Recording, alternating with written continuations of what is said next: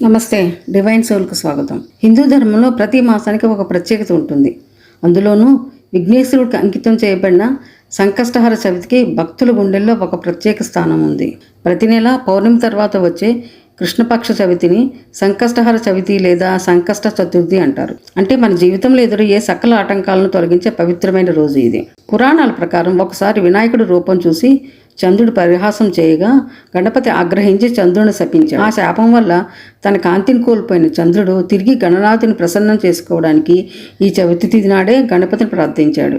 చంద్రుడి భక్తికి మెచ్చిన వినాయకుడు అతనికి శాప విముక్తి ప్రసాదించి ఈ రోజున తనను పూజించి చంద్రదర్శనం చేసుకున్న వారికి ఎలాంటి కష్టాలు రాకుండా చూస్తానని వరమిచ్చాడు. నాటి నుండి ఈ సంకష్టహర చవితి ఆచారం కొనసాగుతుంది. ఈ రోజు భక్తులు సూర్యోదయానికి ముందే నిద్రలేచి శుచిగా స్నానం చేసి గణపతిని స్మరిస్తూ ఉపవాస దీక్షను ప్రారంభిస్తారు. రోజంతా ఓం గం గణపతియే నమః అనే మంత్రాన్ని జపిస్తూ సాయంత్రం వేళ వినాయకుడికి ప్రత్యేక పూజలు నిర్వహిస్తారు.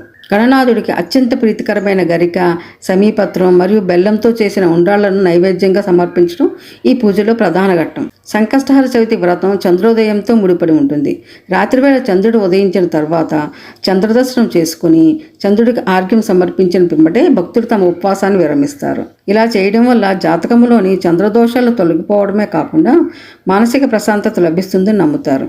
నేటి ఉరుకుల పరుకుల జీవితంలో మానసిక ఒత్తిడి, ఆటంకాలు సహజం.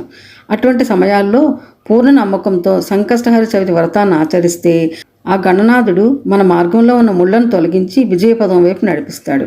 అందుకే భక్తులు ఈ రోజున భక్తి శ్రద్ధలతో జరుపుకుంటారు. ఓం గం గణపతియే నమః.